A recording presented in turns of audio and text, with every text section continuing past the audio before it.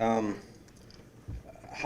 Protocol having been established, I have this very bad habit of going and mess it up and then get myself into trouble, which I'll probably do again.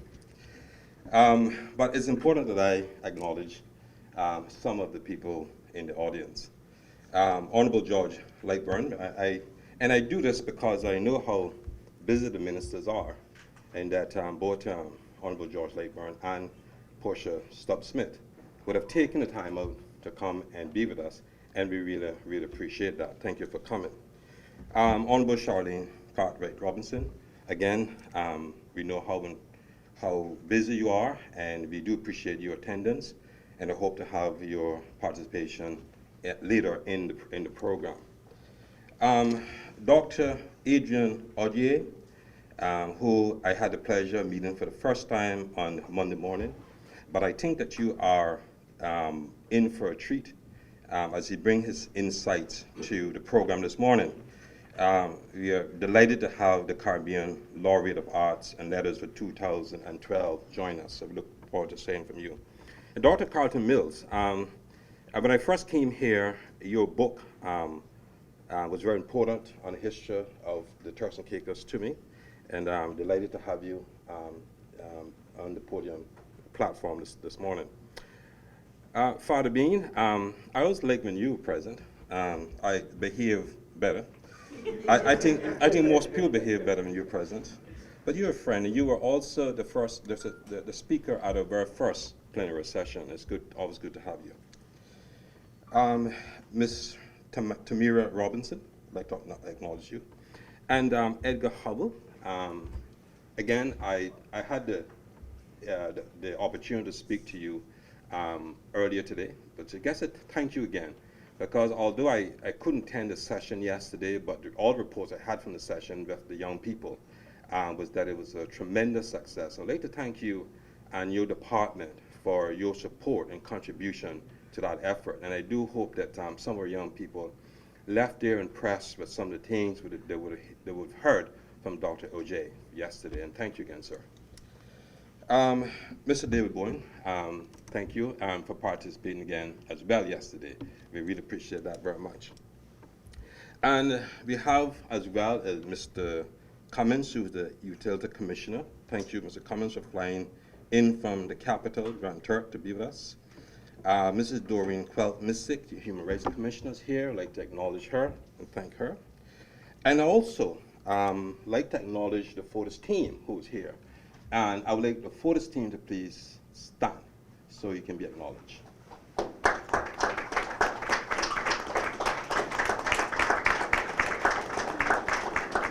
You are out in great numbers.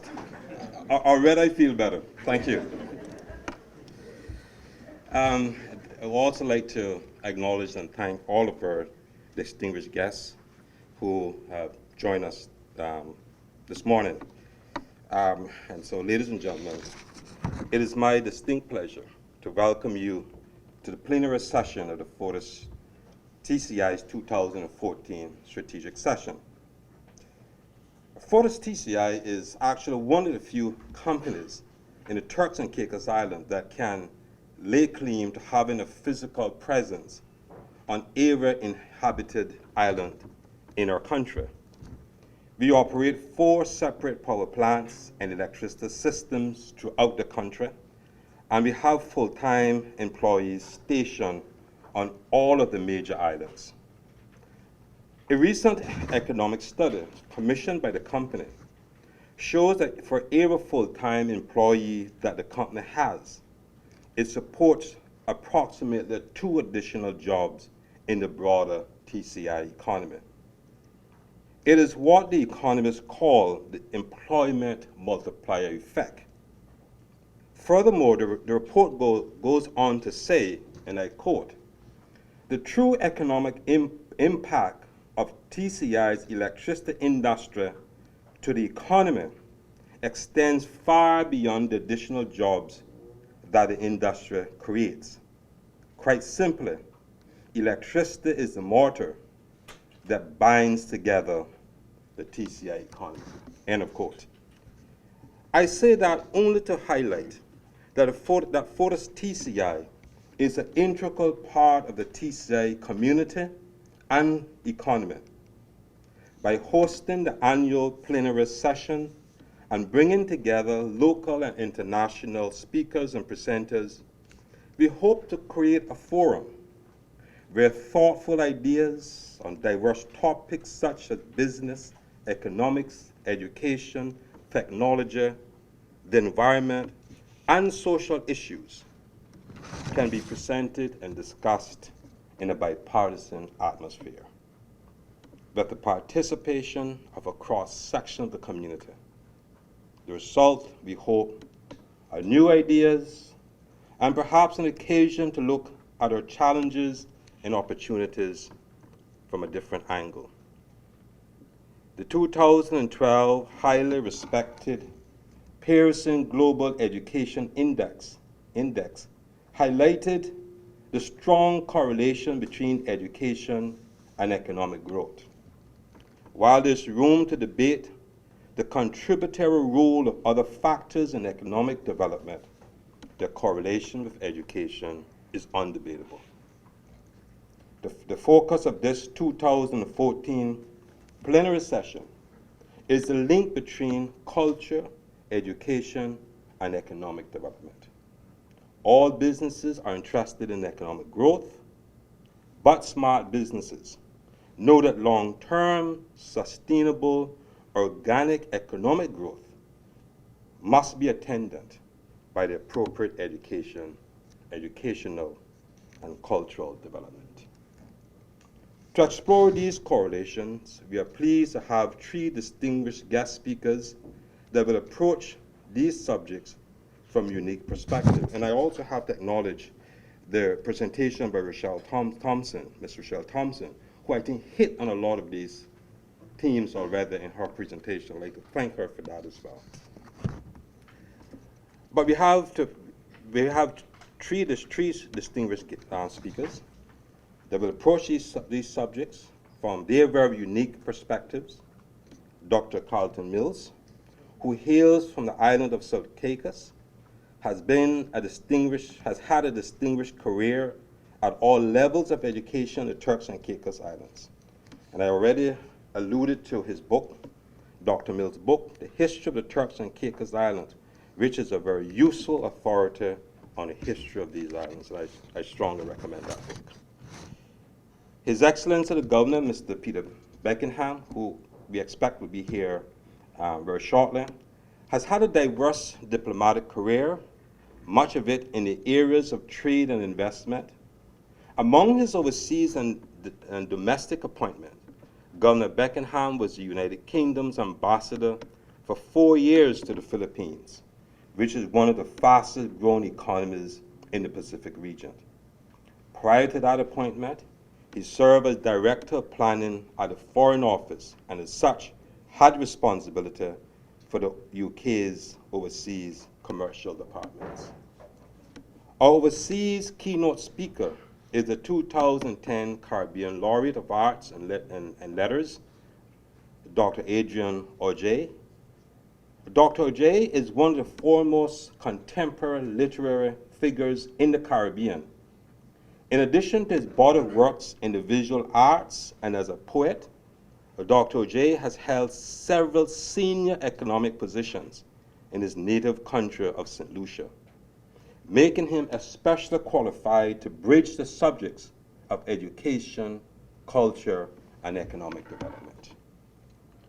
But before we hear from our fantastic lineup of speakers, I have one more important duty to perform, which is to state the disclaimer that anything said by any of our speakers today does not represent the views or position of FortisTCI or our parent company, Fortis Inc., or any of its subsidiaries. Ladies and gentlemen, it gives me great pleasure to welcome our overseas keynote speaker, Dr. Adrian Augier, to the podium.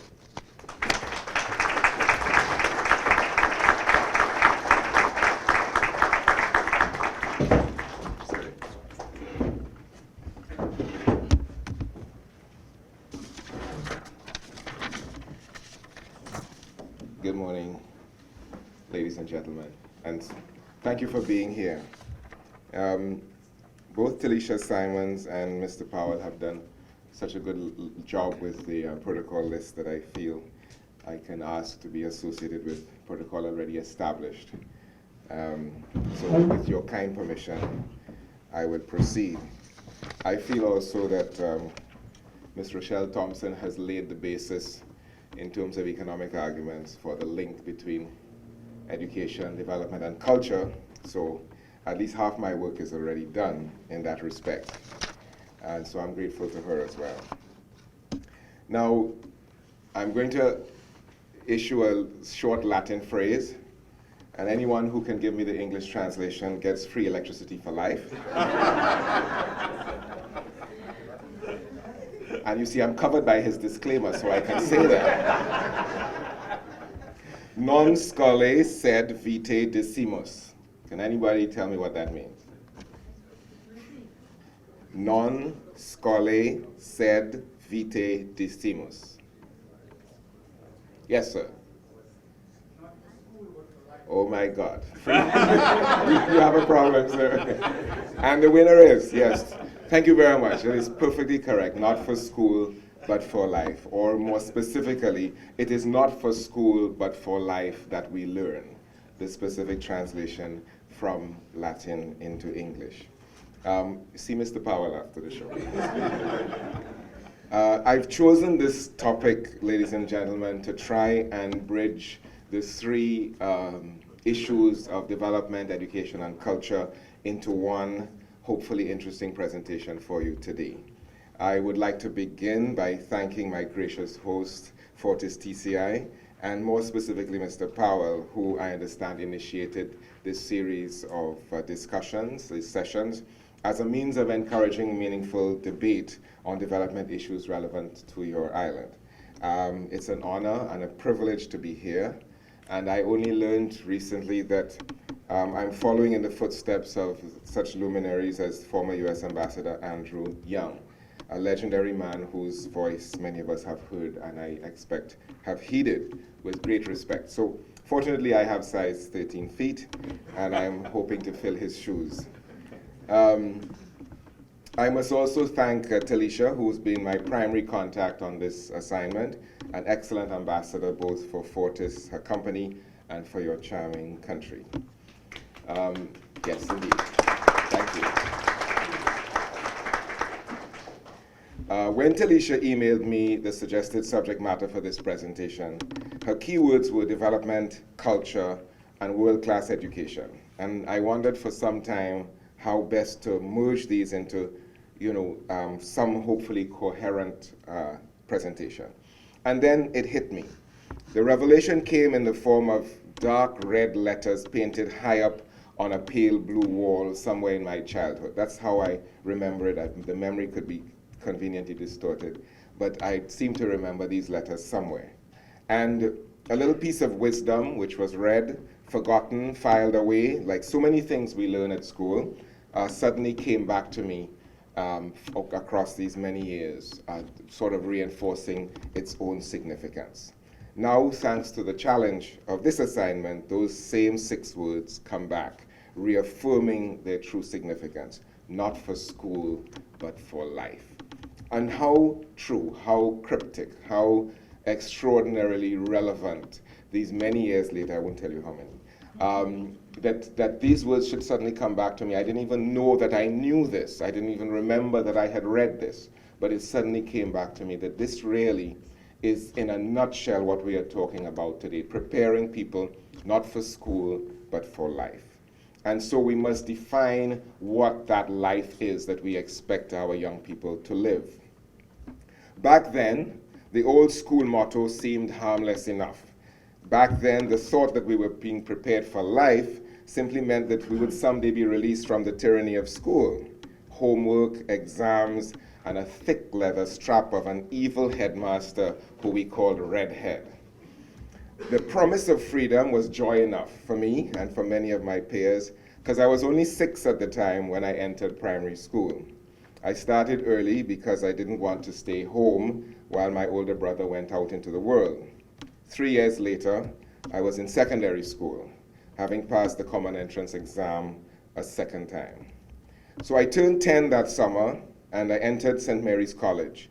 And for the next several years, I remember feeling like I was the youngest boy in the school.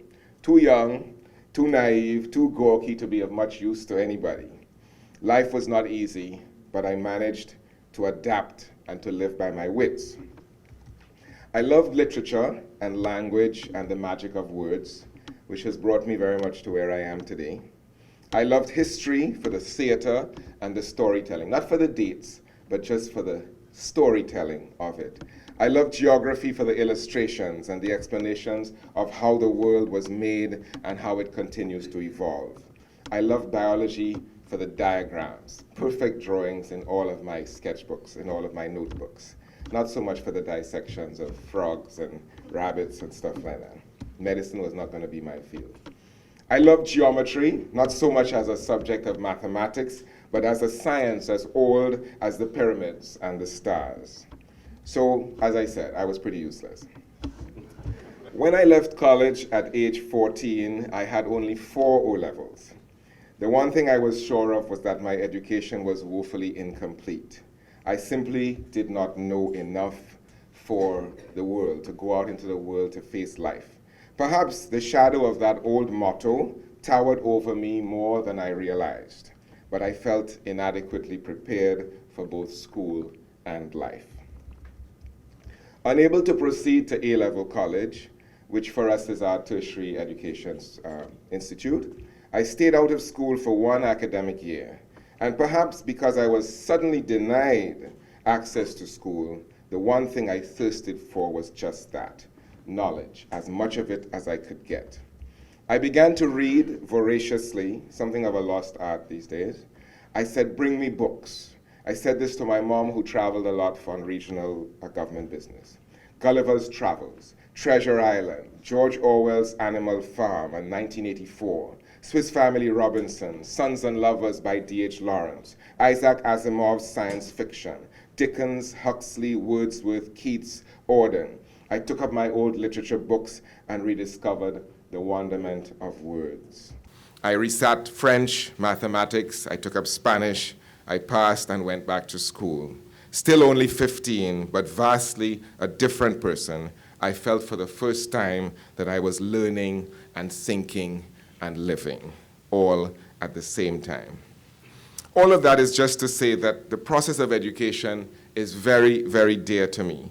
And I feel very strongly that education denied is fulfillment denied, opportunity denied, the prospect of self-actualization taken away forever.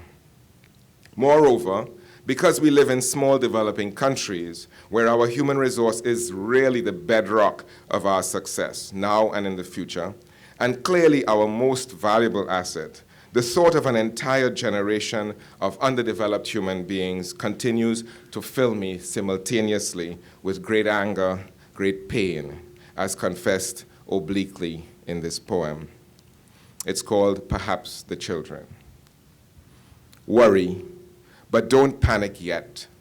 It's just a theory that perhaps the children don't need poetry. As citizens of this one great world don't need the baggage of identity. We've raised them well. To be content, not knowing what is lost, not knowing why we have surrendered or what assimilation costs.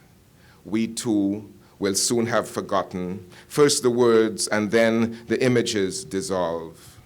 But perhaps this global generation does not need to know our battles, has no vexing issues to resolve, only to work the 9 to 5, to learn to love the fading light, and drink and drive and live all week to blow each Friday night. And if we ourselves are not quite sure, then let them at least wind down the weekend fete. No need to sober and speak out. No urgency to wake them yet. Incidentally, last week, 3 schools and a church were vandalized. And the wise among us still expect society by some miracle to be rationalized. That there can be no funds for luxuries, like theaters and libraries, certainly not before the madhouse is completed.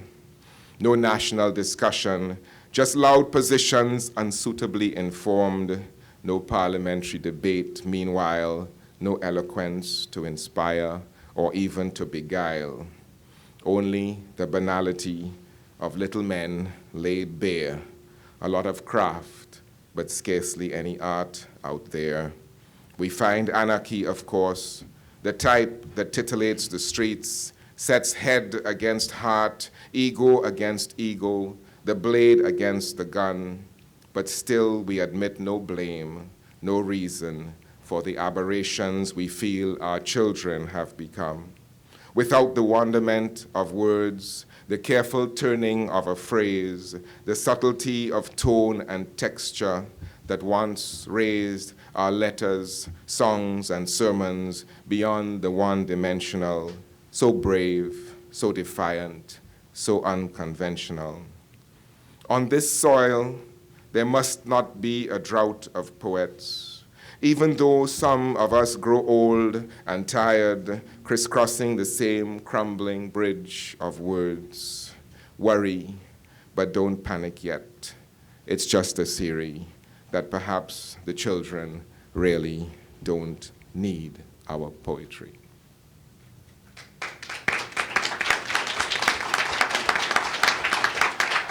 Thank you. Deep down, despite the cynicism of the poem, as a writer, as an artist, I still want all our children to discover the wonderment of words and learning and language and communication. And something that I say sometimes, young people who do not understand each other are destined to be at war, left behind by the great river of human progress. More so, as an economist, I am critically concerned by the shortcomings of our education system, which in my view has failed to keep up with the most fundamental needs and challenges of Caribbean society. As our region continues to fragment rather than coalesce, it is an unfortunate fact that economic growth rates in much of the Caribbean have been declining for the last 3 decades. Yes, we are growing, but at lower and lower rates. As a region, we are growing more slowly now than we did in the 70s, 80s, or 90s, whereas Caribbean growth rates were not uncommon around 6 or even 8%. Most countries now are satisfied with 2% or less. In certain conspicuous cases like Jamaica, it's even lower. Negative growth has become something that we live with.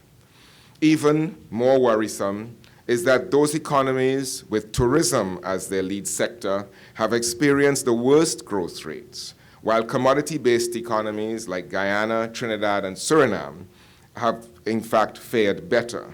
Not so long ago, the reverse used to be true. In that context, consider the words of one of the most powerful women on the planet, Christine Lagarde, managing director of the IMF, speaking in Jamaica earlier this month and confirming things that we should already know. And I quote, "It is so rare to find so much talent packed into a small space. Jamaica is home to the world's fastest sprinters, some of the world's most soulful musicians, the birthplace of reggae and Bob Marley, some of the world's most gifted writers, Claude McKay, Louise Bennett. Derek Walcott hails from St. Lucia, and another Nobel Prize winner in literature, V.S. Naipaul, comes from Trinidad and Tobago. Grenada can boast Kirani James. Rihanna, the chart-topping songstress, comes from Barbados. Sidney Poitier, the legendary actor, comes from the Bahamas. It is abundantly clear the entire Caribbean region simply exudes capability and creativity." This from the managing director of the IMF. So why is it then that we have had this tendency to get stuck, as she put it, in the doldrums of stagnation, chronically subject to low growth, high debt, low competitiveness, and high unemployment? One distinct possibility is that our people are insufficiently prepared. The other is that the environment required for economic prosperity has faltered significantly. Certainly, there are some inescapable realities. Small size, which precludes the specific economies of scale. High energy costs, except in oil-rich countries like Trinidad, the relatively high cost of capital, and certain related issues which may be categorized as structural. Those are not going to change in the short run, although we do have to address them, and there are alternatives at hand. We can discuss these, if you want, in my next lecture, Economics 101, next week. However, the main issues facing us as productive economies relate to competitiveness. And in these service-based economies, that means the competitiveness of people. I believe that much of our prosperity can be restored by investing properly in our people. And by that, I do not simply mean training more technicians, more mechanics, more programmers. I mean really investing in the whole person, not just the worker who the economy values from 8 to 4 or 9 to 5 or on the red-eye shift while the rest of the world is safely sleeping. The purpose of our education system should not be to send more slaves to what Derek Walcott refers to as plantations on the beach. Let me explain further. Yesterday, I had the pleasure of conversing with a room full of about 50 of your bright young people. By a show of hands, less than 5% of them were studying literature, history, or geography. All subjects for which I have already confessed an abiding love. But far more importantly, subjects which help young people and your future citizens to think about identity, community, and nationhood. It is our inherent understanding of who we are as a people that allows us to legitimately lay claim unto ourselves and of the many triumphs and victories already won all over this great Caribbean of ours by those who have gone before. If these young people have no concept of a shared Caribbean legacy, which can only be obtained through the study of Caribbean literature, Caribbean history, Caribbean geography, and the like, they will care very little for the greatness of Bolt, or Walcott, or Marley, or Naipaul, or Lara, or C.L.R. James, or Eric Williams, or Norman Manley, or Walter Rodney, or for that matter, Peter Minshall. They will continue to feel small, insignificant, and unvalidated, and they will look elsewhere for heroes like Tupac, Movado, Lil Wayne, Pimp C, most of whom are convicted criminals and recurring residents of Uncle Sam's state prison system. So it bears repeating that the region must reinvest more smartly in the kind of education and training which not only links the skills people have to the skills the economy needs, but links citizens to the landscape which they inhabit. If we are to be the architects of our own future, the one thing we need is creative thinkers. Yet this is the one skill we seem to value the least. In the words of one educator within the UE system, because of curriculum content and subject choices, it is now possible for a student to traverse the entire spectrum of the education system, do well, gain high marks without ever having a single original thought. Perhaps because we see creativity flourishing around us in the few success cases we can count, we feel that critical thinking and creative thinking are alive and well. But as a percentage of the population, particularly the young population, we must ask ourselves how well we are really doing, even in those highly visible fields of music, art, and sports. Yes, some of our citizens are breaking out, some of them are making it big, busting as they say in Jamaica, but the vast majority of our young people are floundering, and we need to address this with some urgency. Ask ourselves how well we are doing even in those highly visible fields of music, arts, and sports. Look at the percentage of gold medals won by Caribbean athletes at the Olympics, for example, which is the world standard of performance, and ask yourself, how well are we doing? How many of those phenomenally impressive talents will turn into viable artists? How many will abandon that talent to take up a real job? How many will end up with no job at all? Yet, what we see is still only a fraction of what is possible.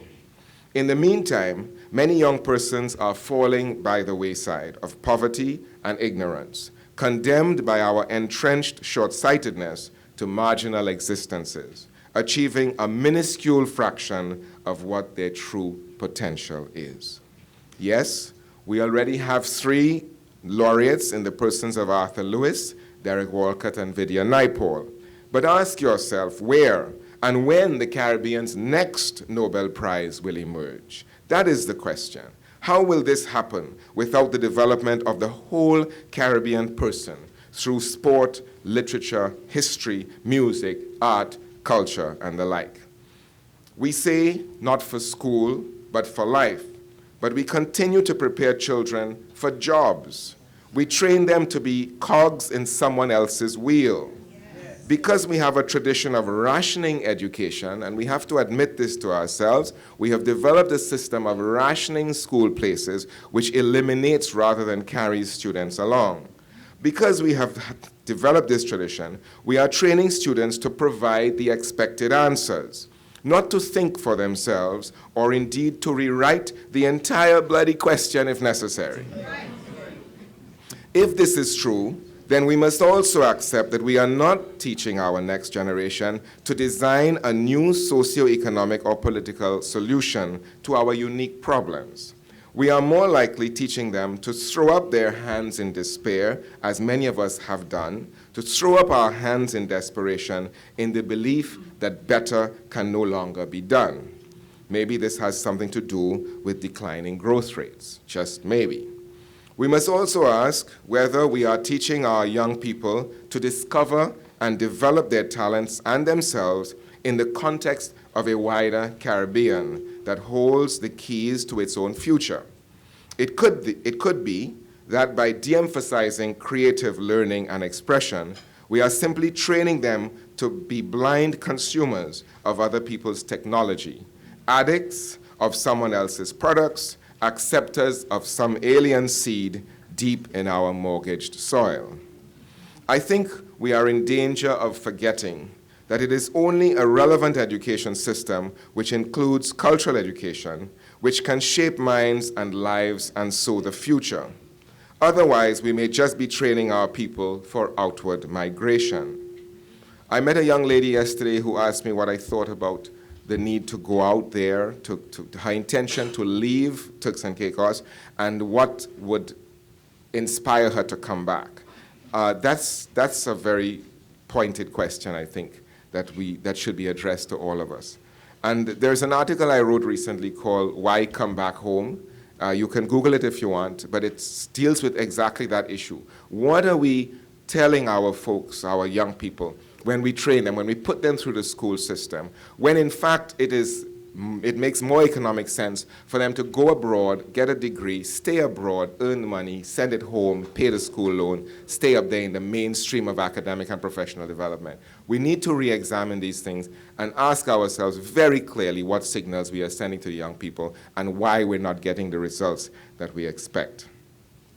To counter these powerful trends, regional education systems must reinforce our children's dedication to that great enterprise which is Caribbean society. Unless we hold firm to that cause, we will be overrun by the ethics of convenience, the economics of scarcity, the politics of expedience, and our own blind and unbridled materialism. Our current development model, ill-defined as it has become, is not of our making. It's an amalgam of bits and pieces, fragments that we have inherited and which we have failed to pull into one consistent whole. We have lost our principles, our philosophy as a group of islands, and so our policies are without substance and sustainability. We have not yet been brave enough to redesign our systems of governance, our socioeconomic systems, and our political systems to suit our context in the evolving global reality. Not surprisingly, we are confused about the very purpose of development, that it should be primarily about our people and really little else. These are the people who elect our governments. These are the people to whom we are beholden. And yet, we have been seduced into believing that crime, poverty, violence, ignorance, and corruption are our inevitable offspring. If you are in doubt, you only have to listen to the dark young men. This is a poem. Listen to the dark young men. They laugh in waves too loud to mask the terror in their heaving chests. Tight skin holding in mistrust, tensioned muscles muffling the tremor of an earthquake. Like magma brooding just below a crust, they wait for some mirror smoke messiah to march them to a willing edge, to help them fly to freedom in a pledge of faith. They could leap and leave behind this servitude, their persistent poverty, or just as easily they could stay and any day set aflame the city. We should realize that our current socioeconomic and political model is not only outdated, but patently unsuited to our needs and circumstances, and really has not worked very well elsewhere in the developing world. We have adopted an outdated system, the Westminster model. We have adopted an undiluted system of capitalism and democracy. We have run away from all of the hybrid systems which have been experimented with in places like Guyana and Grenada. And no, I'm not a socialist, but I think that there are lessons to be learned there. We have abandoned the cooperative model.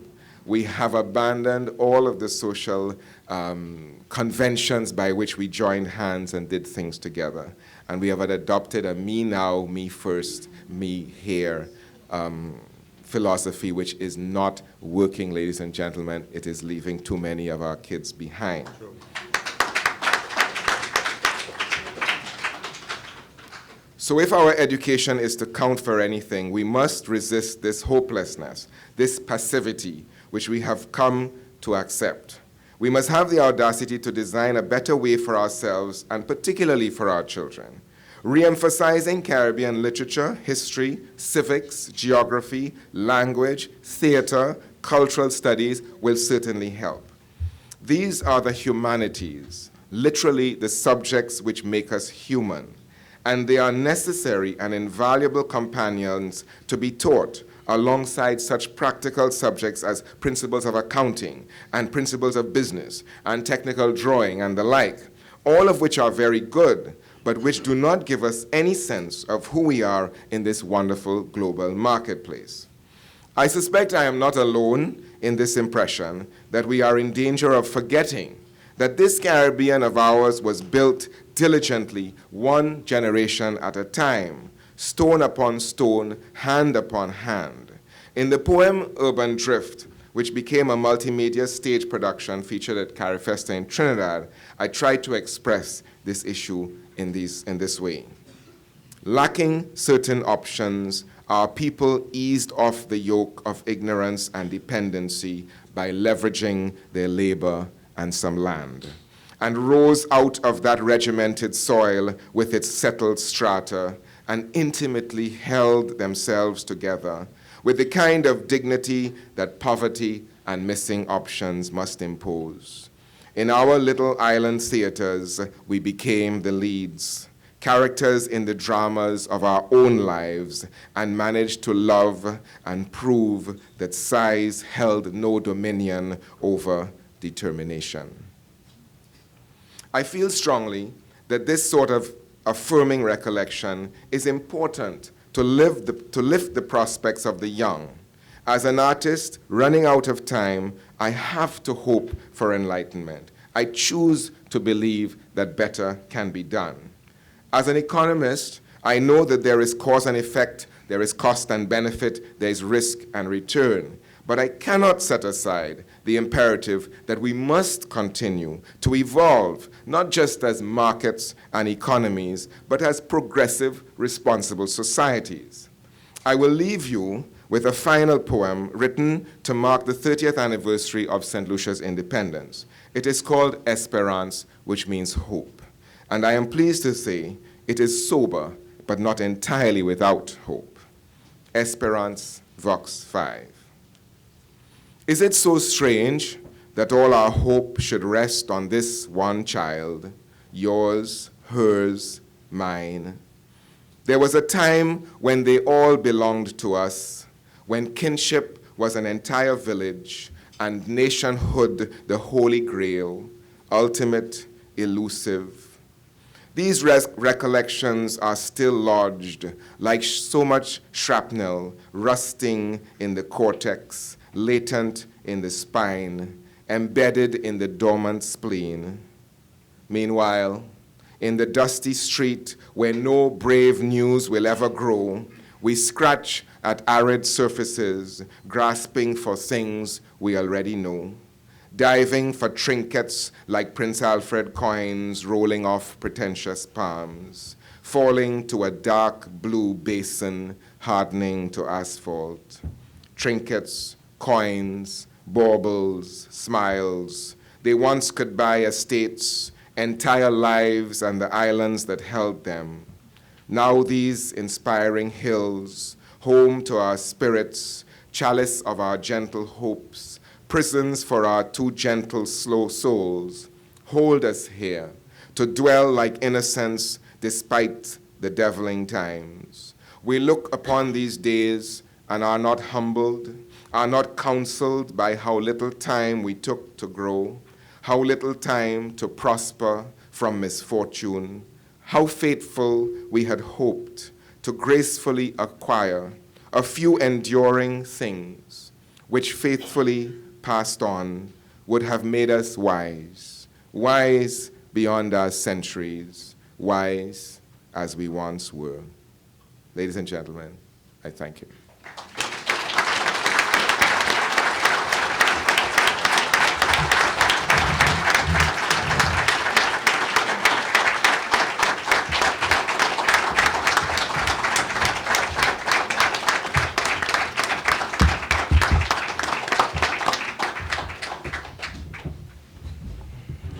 Thank you, Dr. Augier. Might I say a very powerful and moving presentation that was.